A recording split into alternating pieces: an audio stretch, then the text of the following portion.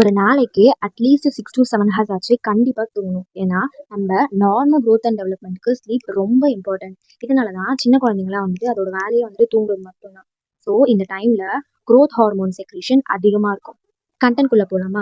நார்மலாக 6 to 7 hours ஒரு person தூங்குறாங்க அப்படின்னா அவங்களோட இஇஜி ரெக்கார்டிங்ஸ் பார்க்கும்போது அதில் 2 phases ஆஃப் ஸ்லீப் தெரியும். Non rapid eye movement sleep and rapid eye movement sleep. Non REM ஸ்லீப்னா 75% ஆஃப் அவர் ஸ்லீப் இருக்கும் அண்ட் ரிமைனிங் 25% ரெம் ஸ்லீப் இருக்கும். நான் ரெம் ஸ்லீப்னா ஒன்றும் இல்லை, ரேபிட் ஐ மூமெண்ட் இருக்காது, ஹார்ட் ரேட் கம்மியாக இருக்கும், ரெஸ்பிரேஷன் ஸ்லோவாக இருக்கும், பிபி கம்மியாக இருக்கும் அண்ட் மசில் டோன் கூட கம்மியாக இருக்கும். எல்லாமே கம்மியாக இருக்கும் எக்ஸப்ட் அந்த பேராசிம்பத்தட்டிக் ஆக்டிவிட்டி மட்டும் அதிகமாக இருக்கும். நான் ரெம் ஸ்லீப்ல 4 ஸ்டேஜஸ் இருக்கு. அதுல 4th ஸ்டேஜ்ல பர்சன் டீப் ஸ்லீப்ல இருப்பாங்க. அதே மாதிரி ரெம் ஸ்லீப் ஸ்டார்ட் ஆகும்போது அந்த ஸ்லீப் லைட்டன் ஆகும்.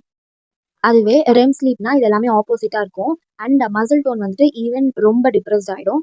நமக்கு ட்ரீம்ஸ்லாம் வருதுல்ல, அதெல்லாம் நம்மளால ஞாபகம் வச்சுக்க முடியும் அப்படின்னா அது ரெம் ஸ்லீப்ல வர ட்ரீம்ஸை மட்டும்தான் நம்மளால ஞாபகம் வச்சுக்க முடியும்.